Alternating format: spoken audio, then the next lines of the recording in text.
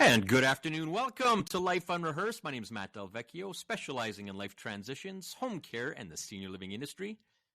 And I'm Corrie Matt, clinical social worker and psychotherapist specializing in grief and loss. Coming up on today's show, we're going to hear about a journey of a lifetime for a couple that decided it would be a heck of an adventure to bike from coast to coast. And I'm talking about pedal bikes here. We're going to hear about their fascinating biking story, and all for a good cause. Corrie, I don't know if you just heard Nicole there, minus 25 with the windshield. If there's any ray of hope, February's around the corner. You know, the Farmer's Almanac back in September got it right. It's a cold January. Oh my gosh. I look at those numbers, and someone posted something, I think on Facebook the other day, where it was minus 23 here and plus 23 in Florida. And they were like, what's wrong with this picture? Well, what's right with it? There's certainly nothing right. That's for sure. Well, a few more days, February, and it should start. Hopefully, we'll start to get warmer. So thank you for tuning in. Whether you're at home listening to us or in your car, maybe you're doing some errands. Maybe you're just trying to stay warm after standing in line at Costco forever. Boy, the big box stores are getting used to it. And you know what it is? It's that VaxiCode, the pressure on people to have their VaxiCodes and their ID. That's and right. People giving you the evil eye. But no, we'll get through it. Now, speaking of driving, Corrie, what do we have coming up on the second half?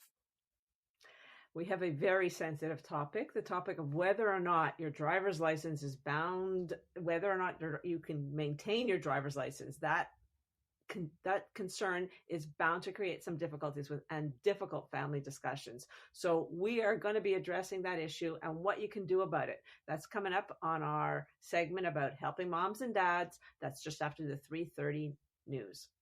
Yeah, it is a sensitive topic, and it's very real. It's happening a lot. So, and our social media prior to the show, there's a lot of interest in this topic. So that's going to come up after 3:30. So now we are very excited. I know I am very excited to have Heather and Mark Siegel on the show. They're originally Montrealers, and they've been married for nearly 30 years. Heather and Mark now live in Larchmont, New York, where they raise 3 now grown children. The couple recently decided to slow down their careers, but not slow down their lives, as you're going to hear. As lifelong travelers, they've embarked on tons of new adventures, and they just cycled by themselves across the USA, from San Diego, California, to St. Augustine, Florida. So excited to have you guys on the show. Welcome to Life Unrehearsed, Mark and Heather. Thank you. Thank you so much. We're happy to be here. I know you are. I'm excited for you guys to be here. So let's start with you, Mark. Tell us how the whole journey started. Back in August 2018, we were on a 1-week bike trip on the Cabot Trail. That's in Cape Breton Island, Nova Scotia. It was very challenging and beautiful. We loved it. We started thinking then about more biking adventures while we're still in excellent health in our 50s, and thought for pretty much a year about other adventures. We started Googling and searching. We found bike trips, a category known as epic bike trips. Those are from 1 to 3 months long, cycling across the continent, including across the United States, and we were drooling about it. A year later, in August 2019, we were on another bike trip on the Viking Trail in Newfoundland and decided, let's go for it and pursue a change in our life and plan a cross-country trip. Initially, we were going to join a group in the fall of 2020 to cycle across the U.S. That was canceled due to COVID. A friend of a friend helped convince us we could and, in fact, should do it ourselves, and that's what we did. It's just amazing, just to have the guts to do it. And I'm sure it's one thing to have the thought about it and then actually doing it. So we're going to hear more about that. But, Mark, I understand you did this ride in honor of some important people and a good cause. The cause was for the Christopher and Dana Reeve Foundation. People may remember, founded by the late actor Christopher Reeve, who suffered paralysis from an equestrian accident. The foundation helps care for people with paralysis, and they fund incredible research to help cure spinal cord injuries, making great strides.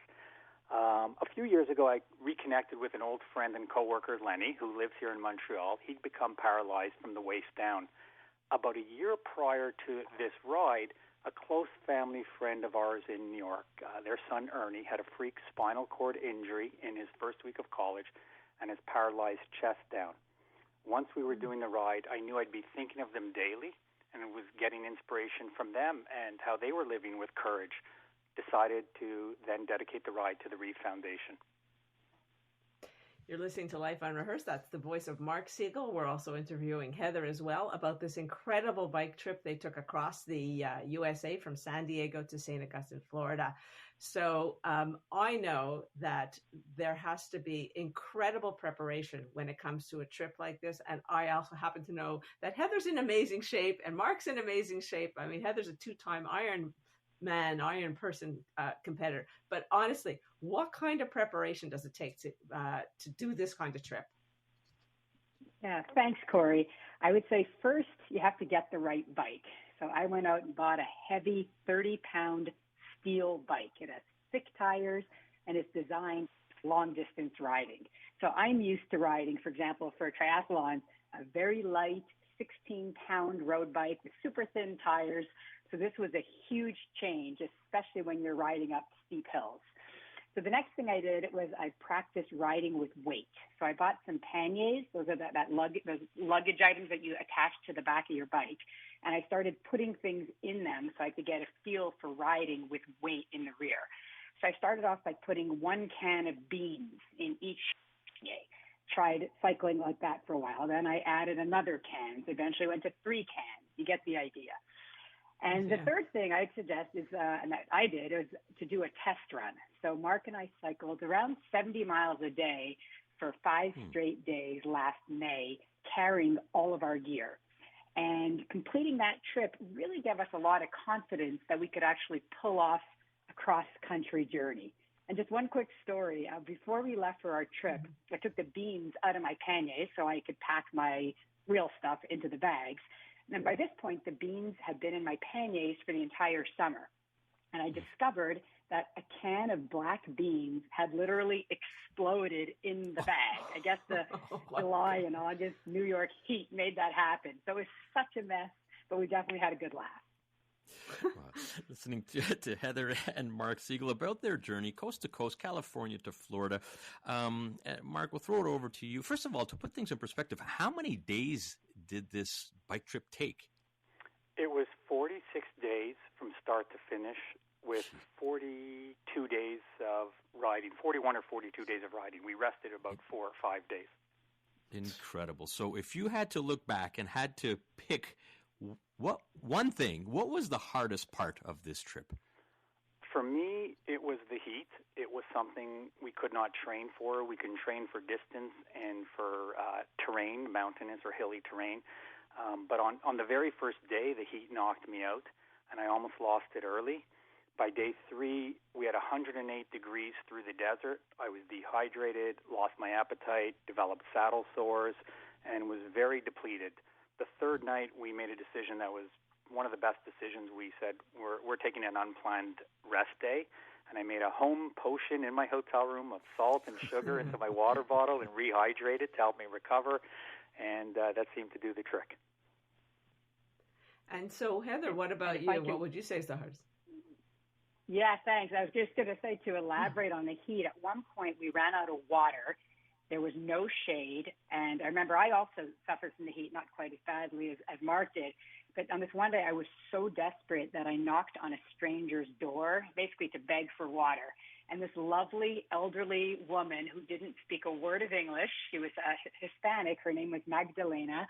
She opened the door, and even though we couldn't communicate very well with words, she took one look at me, and I held up my water bottle, and she very kindly let me into her home to fill up my water bottle. And I think of her as my water angel.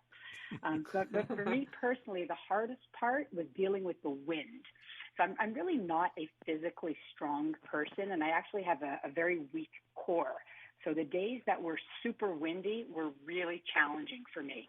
One day we were in Alabama, and we were cycling over a 3-mile bridge through a storm, and the winds hit about 40 miles per hour. And I literally felt like I was doing everything I could to not fly over the bridge into the water below.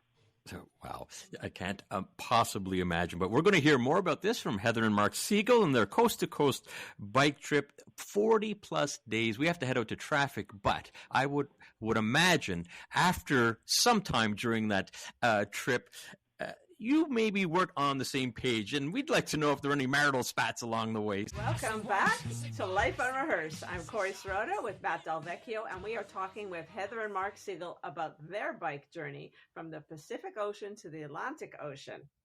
Now, guys, you traveled for 42 days. It was hot by your own admission. There was moments of dehydration, etc., etc., etc. I can't even go on a car ride with my husband without having an issue. So how the heck did you do this? I want to hear from both of you. How did you handle it? Heather, you go first. Well, I would say, we were not always on the exact same page as we traveled. So I'm a morning person, and I would have been happy to get going on the bike by 7 a.m. each day. Mark is not a morning person, so we ended up leaving a lot later and finishing a lot later than I personally would have liked. Okay. How about you, Mark? And for you? I'm laughing even at the answer because I disagree with her answer. We left many days at 6 a.m., but that aside, I thought most of the time that we were aligned, and to my surprise, we only had 3 arguments over 6.5 weeks. At home, that might be 3 arguments a day. Right. And aside from kidding on that, we've learned each other's various strengths and weaknesses, and we have a clear division of labor. So Heather would manage booking hotels or flights or anything like that. I'm the navigator, and I handle directions.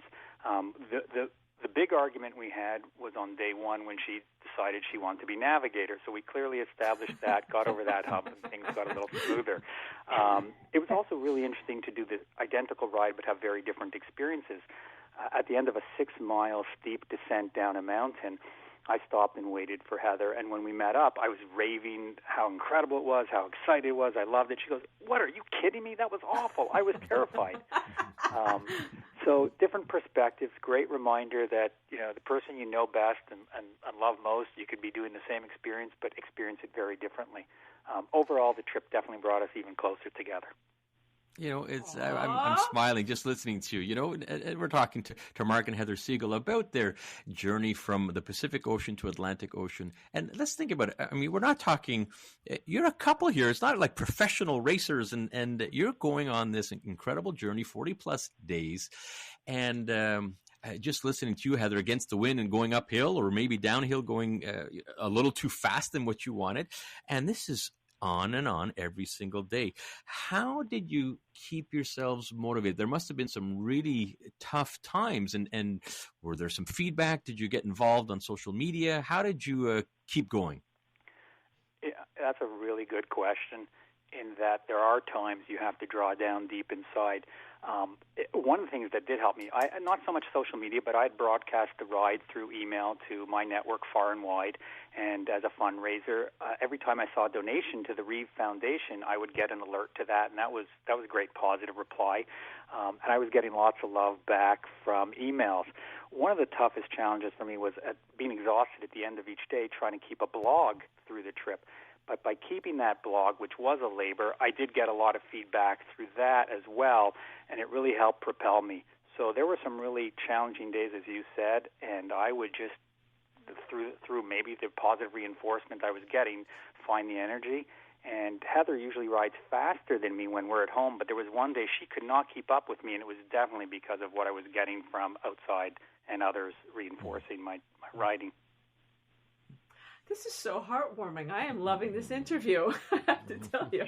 Okay, so not like, highly unlikely that I am going to do this ride, but for others who might be thinking about doing it, what type of advice would you give someone who's thinking about doing this kind of trip? I personally would say go for it. And really, as much as it seems beyond reach, if you break it down day by day, it's really doable. If you're in decent shape and you're willing to put in the time to train, you can do it. Just like doing a triathlon, you just have to really put in the time. Once you start riding, at that point, you're building up more strength and endurance to help you make it through the rest of the trip. So it's almost like you're training while you're actually doing the ride. All that said, I would encourage anyone who's considering this to definitely get the right gear and think about whether you want to do it on your own or with a group. And last item is that once you're on the trip, I would encourage anyone doing this to accept help when you need it. One day I was walking my bike on the side of a highway after having 3 flat tires in one day. And this family pulled over in their car. Mom, her name was Crystal, she asked me if I needed help. And my first instinct was to say, oh, thank you, I'm good. But instead of doing that, I decided to accept this kind family offer to help. So they put my bike in their car, the dad and the 3 kids squished together in the back, and they drove me a couple of miles to a safe place where I could meet Mark, who was the tire changing guy. That was one of his responsibilities. And when I said goodbye to Crystal and her family, the kids all came out of the car and gave me a big hug. It was truly one of my most memorable moments of the entire trip. That's so beautiful. That's Heather Siegel and Mark Siegel, who are on the line talking to us about this incredible bike trip that they took from San Diego to St. Augustine, Florida. Just curious, your kids or your parents, either of you, what kind of feedback did you get from them when you said, hey, we're going to do this? A little bit of you're nuts, but we're proud of you. Yeah. Yeah, and what was interesting to me is when we were leaving, right before we left for the trip, our kids were saying, you've got to stay in touch with us, make sure you connect with us. And I remember my youngest, who's my son, who is a university student, I said, don't worry, we'll be in touch. She's like, Mom, every day, I need you to at least text me every day when you get to your destination so I know you're okay.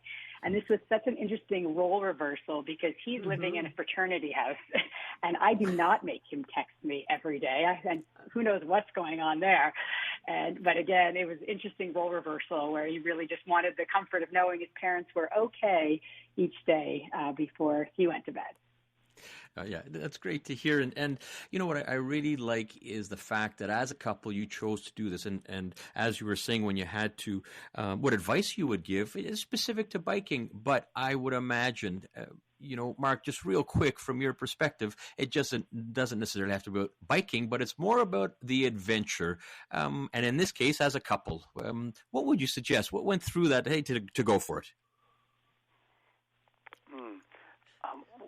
In our case, we know that we love hiking and biking and doing these adventures together, and so it was fairly easy. But I think it's important to figure out the downtime for each of you at some point. Different people need different amounts of downtime, but whatever it is that you each do find some time by yourself, cycling happens to be, as much as you're together the whole time, you're really cycling independently quite a bit. So out of the maybe 300 hours over the course of the 6.5 weeks, 300 hours of actual cycling time, I think we might have been only 40 hours right beside each other and talking. So you are apart quite a bit. You need to be comfortable with that downtime from each other, and I think you need to find other ways to get your downtime from each other. I think that makes perfect sense, and really, you guys have such a good handle on the whole experience, and I feel like that's why it was so successful. That and so many reasons. You're both very determined people.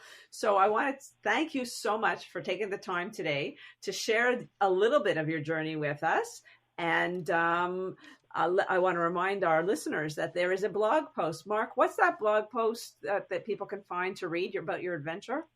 That's a great question, Corrie. I don't know. It's called Shift here. I have it here. Sorry. It's Heather and Mark shiftgears.blogspot.com. Heather and Mark shiftgears.blogspot.com. All right. Heather, Mark, thank you so much for joining us and sharing this amazing experience, and congratulations on doing that. That's Heather and Mark Siegel, who pedaled from the Pacific Ocean to the Atlantic Ocean, a little over 40 days. Good for them. All right, Corrie, what do we have coming up on Life Unrehearsed? Coming up on Life Unrehearsed, as we age, the sensitive topic of keeping your driver's license is bound to create some difficulty with family discussions. We're going to be addressing this issue and what you can do about it. That's coming up on our Helping Moms to Die segment